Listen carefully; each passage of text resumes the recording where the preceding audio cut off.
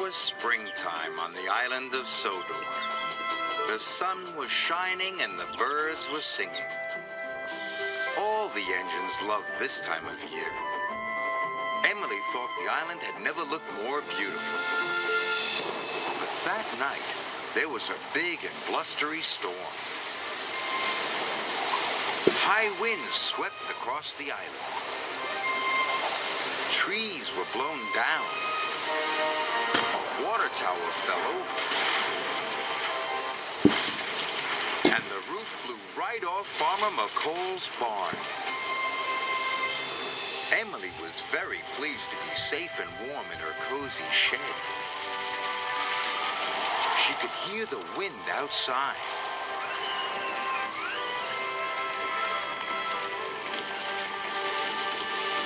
But the next morning, Emily could not believe her eyes. The storm had made a terrible mess. Farmer McColl was looking at the damaged barn.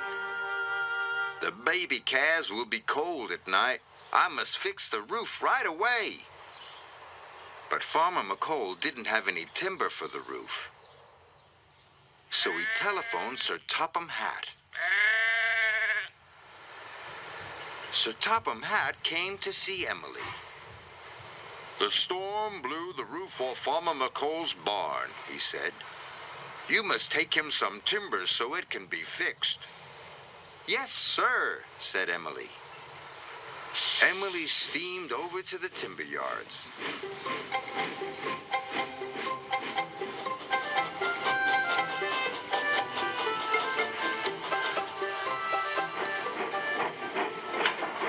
She buffered up to the timber wagons and raced off to Farmer McColl's as fast as she could. But the storm had caused lots of damage to the lines.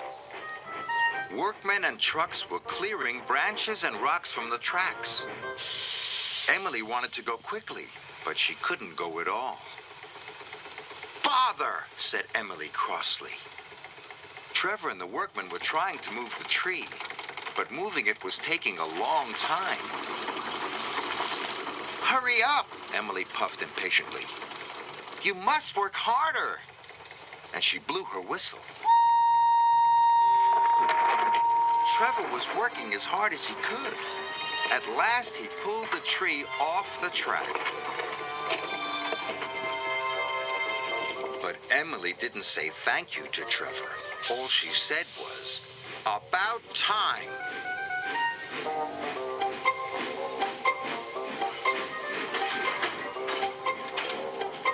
Every time she came across workmen clearing the track, she blew her whistle and wheezed her steam. This made the workmen cross, but Emily thought it made them work harder. Then Emily came across a fallen water tower. It had crashed onto her line. Oh no, she cried.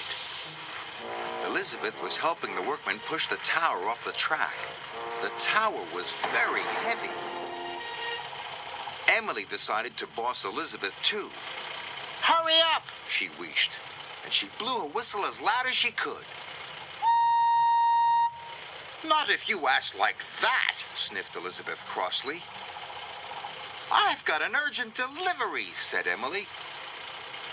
But Elizabeth didn't listen. She simply went back to work. Emily blew her whistle again. But the more she blew her whistle, the slower Elizabeth seemed to go. Emily thought she would never get to Farmer McColl's. The skies were darkening, and the night was on its way.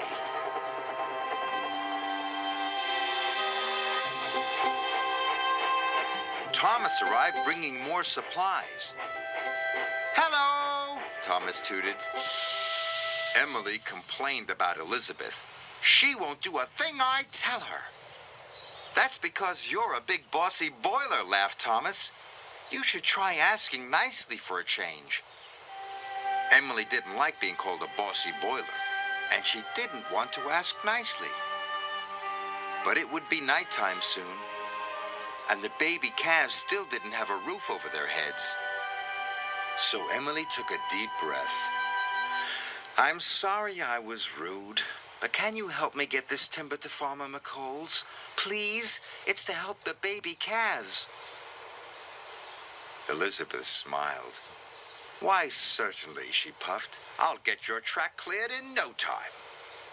Emily was surprised. Thomas was right. Asking nicely was just like magic. Elizabeth pushed with all her puff. The tower was heavy, but with a mighty heave, the track was clear. "Thank you," cried Emily, and she steamed on as fast as she could. It was nearly bedtime. Emily knew the baby calves would be getting cold. So whenever there was something on the track, she took a deep breath and said please and thank you.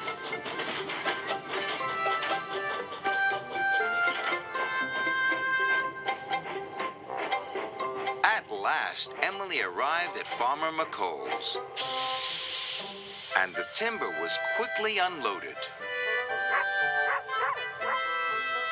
The barn was soon repaired, and the baby calves snuggled down on their nice, soft hay. "Thank you, Emily," said Farmer McColl. "The calves will be nice and warm now." Emily was pleased. She'd arrived on time. Asking nicely was all she'd had to do.